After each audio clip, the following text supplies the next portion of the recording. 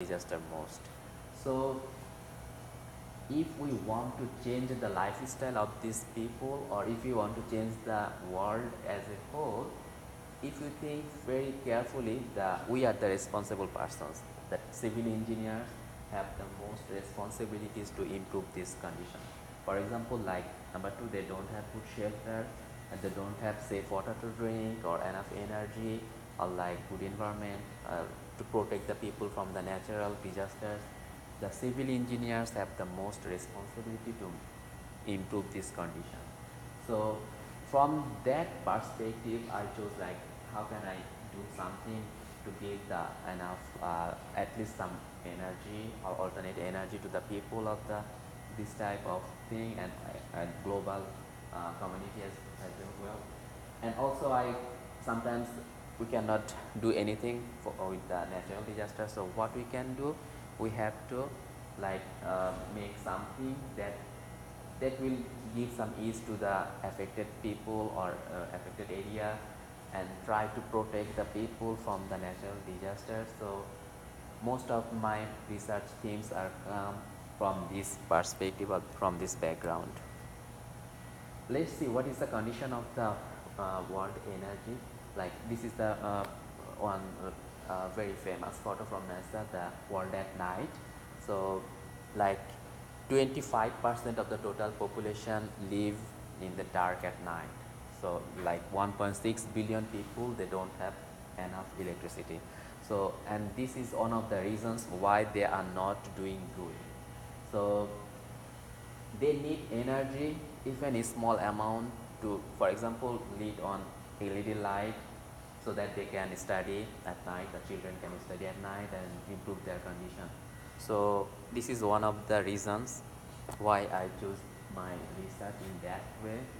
And here is the themes or major research interest of mine, what I am doing in Yamaguchi University in Japan. Like number one, in sediment microbial fuel cell to remediate the sulfide contaminated tidal geoenvironment. So this is one new technology to improve the contaminated land area, to put some microbial fuel cell.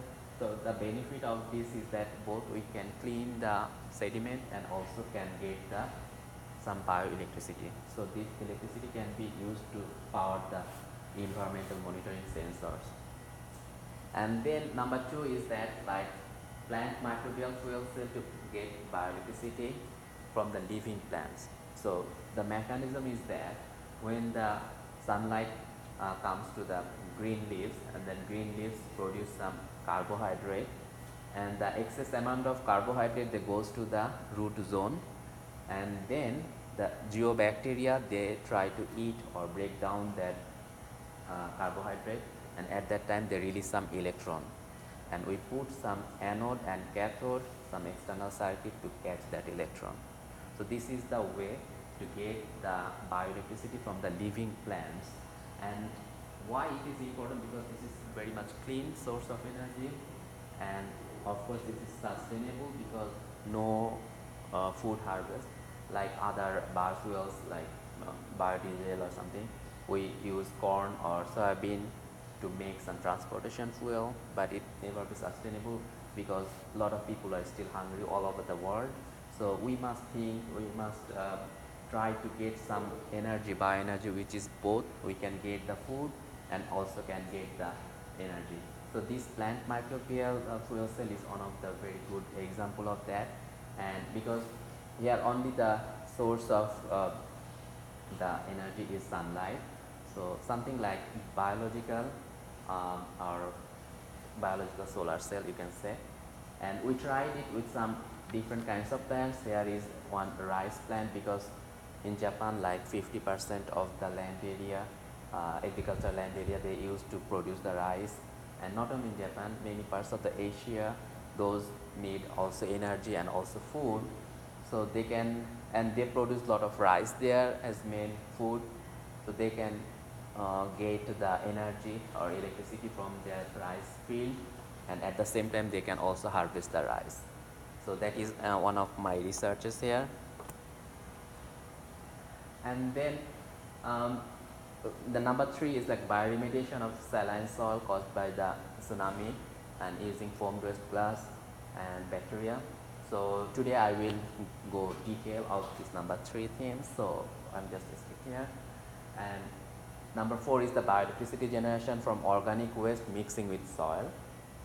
So organic soil can also produce electricity, and here in Berkeley I am focusing this thing and from the plant microbial fuel cell to produce some electricity, and so that I can power some sensors for environmental monitoring sensors or infrastructure monitoring sensors. So, and finally the biogeotechnical engineering to make the land little bit environment friendly way, not to use the cement as the improvement method. So we use some bacteria to make the soil against the liquefaction when earthquake happens, and also to protect the slope. So these mainly five things I am conducting in my research lab in back to Japan, or also some of the things are doing here in Berkeley as well. So today I am mainly focusing number three. Okay.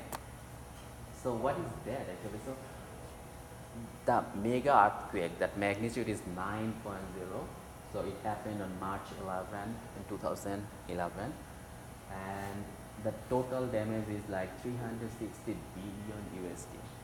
So according to the like amount of loss, this is the largest, one of the largest natural disasters in all whole history of the civilization.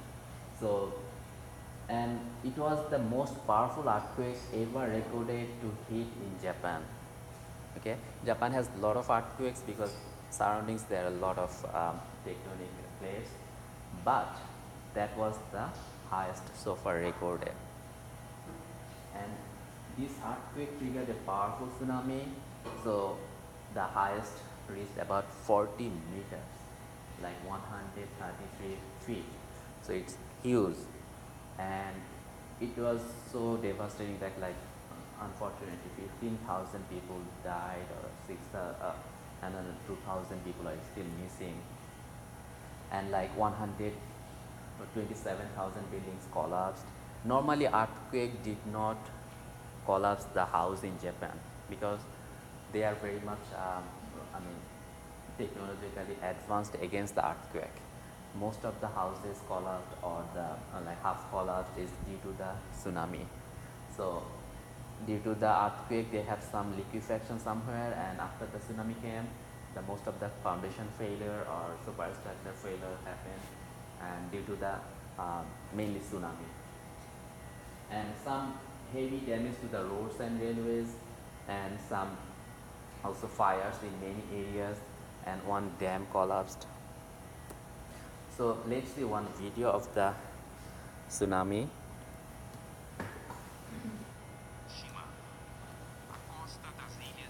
So you can see the tsunami is approaching. So it was so much powerful that it washed all the houses and all the things on its way.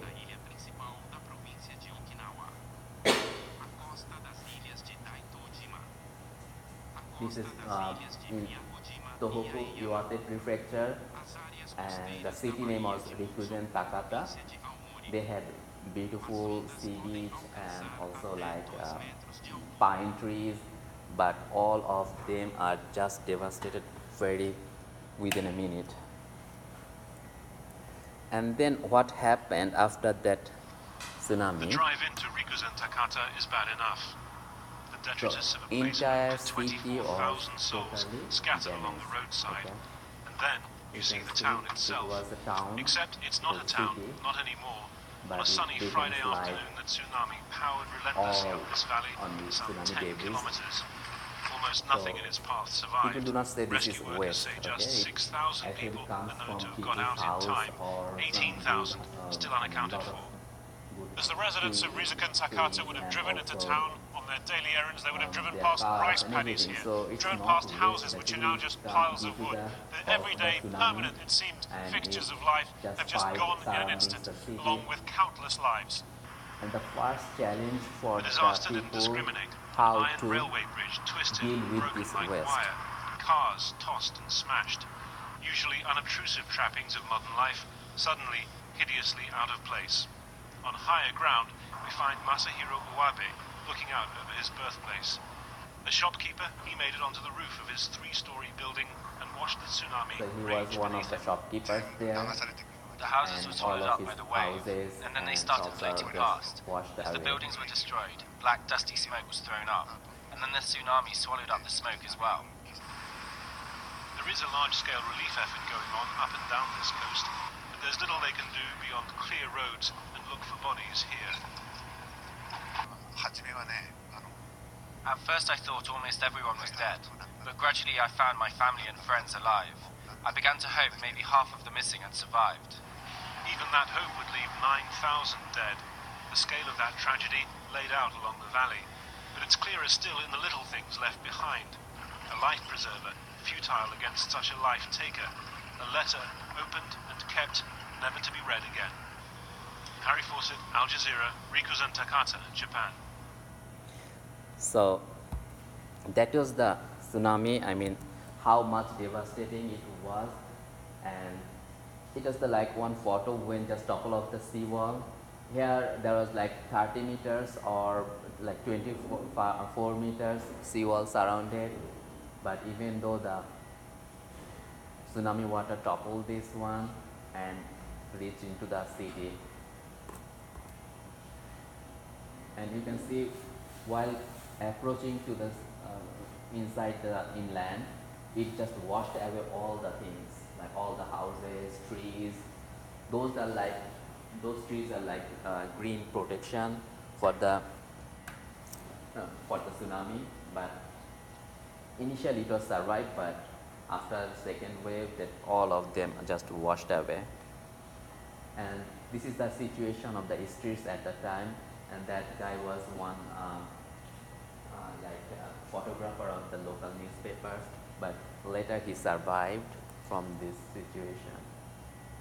And just after the tsunami, this was the thing what happened to the entire city. So most of the like one-story building are just washed away. Only the few of the concrete buildings they survived.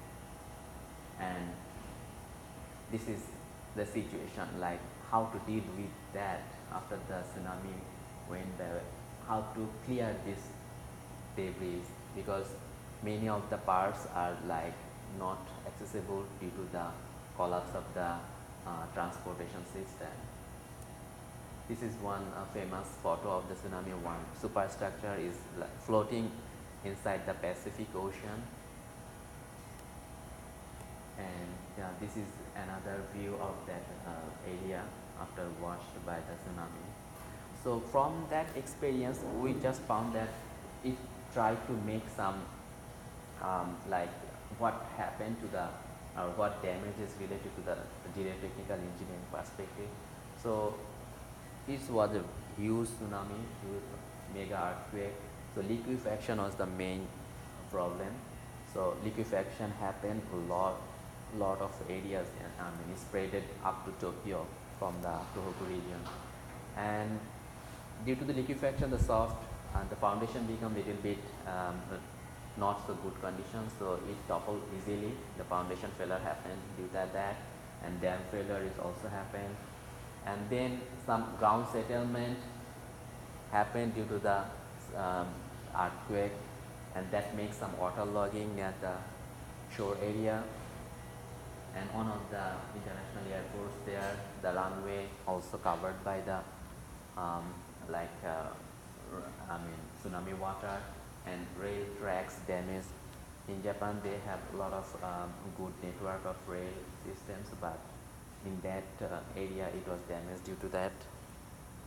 And some, of course, retaining wall, embankment fail happened. So for example, this is on liquefaction. So stand boil happens. So due to the earthquake was stayed like 6 minutes, but there are lot of aftershock. So far recorded like more than 3,000 aftershock happened after the big earthquake. So lot of liquefaction happened that causes serious damage from